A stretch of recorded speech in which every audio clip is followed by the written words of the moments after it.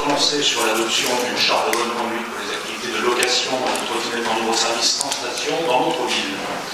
Alors cette charte se fait, ça a été soumis dans l'urgence, pour faire les modifications de la dernière minute, et elle sera sans doute temporaire, puisque la loi d'orientation sur les mobilités devrait venir opportunément fixer des règles pour les nouveaux véhicules électriques individuels, comblant, nous l'espérons, les vides juridiques, en empêchant notamment clairement la circulation sur les trottoirs. Il faudra dire à M. Sécheresse que, contrairement à ce qu'il a dit, il y a déjà un texte qui existe, et on ne sait pas pour l'instant quelles sont les dispositions. Il y a effectivement un projet de loi qui est en discussion avec certaines dispositions. Il faudra prendre en compte les nouveautés de cette loi dans les prochains mois, mais nous comprenons qu'il faille dans l'urgence essayer de réguler les choses, puisque cette phase d'adolescence dans le déploiement des trottinettes crée des difficultés. L'anarchie dans le stationnement est une gêne importante pour les piétons, notamment pour les plus vulnérables, comme cela a été dit.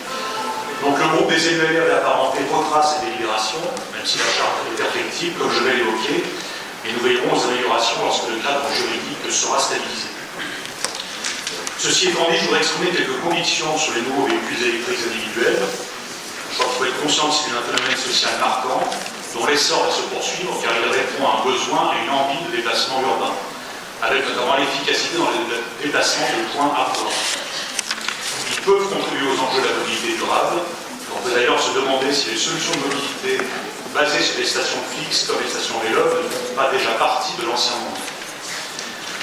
Deuxième conviction, avec cet essor, il semble logique que les opérateurs et les utilisateurs assument les coûts consolidés de l'activité. Ça a été dit, ça veut dire qu'il faut prendre en compte l'occupation du domaine public, et que leur modèle doit aussi être compatible avec le développement durable. La durée de vie des trottinettes est très réduite, il y a des stocks d'épaves qui sont en train de se constituer, et il faut donc intégrer d'emblée une approche de recyclage. Cette approche économique globale devrait stabiliser le marché et limiter le foisonnement d'opérateurs peu viables. Vous avez évoqué le nombre d'opérateurs qui demandaient la rentrée. Vous pensez que le jour où on sera dans une approche économique globale, on devrait avoir un foisonnement un peu moins important. Troisième conviction relative au stationnement, qui est bien le problème majeur de cette phase d'adolescence du déploiement des trottinettes en free floating. On peut effectivement continuer à avoir des engins abandonnés n'importe comment, au milieu des trottoirs, devant des passages piétons ou des entrées de domicile. La tentation rapide et administrative face à cette anarchie est de pouvoir délimiter les zones de stationnement autorisées. Alors c'est une solution à regarder, mais elle pose aussi question.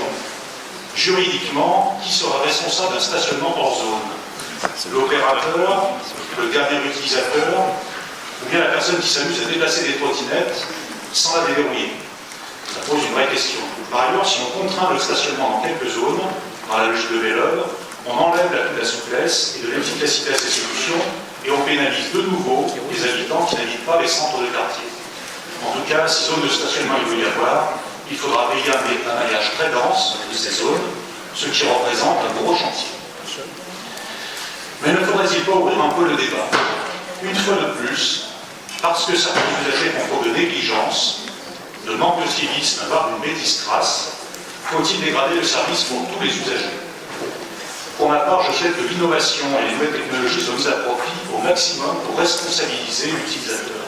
Il faut qu'elles permettent à cette technologie de constater les usages inappropriés et que ces constats pénalisent les usagers indélicats. Il faut inciter les opérateurs à développer ces solutions. Je pense que la Charte pourrait à l'avenir développer ce point-là pour que l'innovation puisse se faire. Et j'aurais terminé en disant que dans le malaise sociétal que nous avons connu et l'origine du mouvement des Gilets jaunes, je pense qu'il y avait aussi un peu un ras-le-bol face à la punition collective, la punition de classe, si vous voulez. Et je pense notamment aux 80 km/h. Les exemples sont nombreux, en fait, où on se rend compte qu'on est obligé de réglementer parce qu'il y a un certain nombre de comportements déviants. La collectivité n'est pas capable d'assurer la tranquillité publique dans l'espace de proximité, on enlève les bancs, pénalisant tous ceux qui veulent s'asseoir dans ces espaces publics.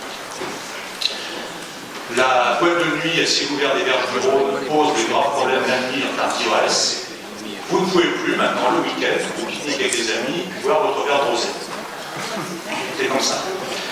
Est-ce que demain, parce que les gens traversent la rue en téléphonant, il faut interdire de téléphoner dans la rue? Voilà, je pense qu'il y a des limites. Alors demain, parce que certains utilisateurs de trottinettes sont des bougeables, est-ce qu'il faut que tous les utilisateurs parcourent des centaines de mètres pour déposer leur trottinette? Ce n'est pas simplement une question administrative et technique, je pense que ça pose un vrai problème politique et de responsabilité et la façon dont on sanctionne les comportements des gens. Je vous remercie.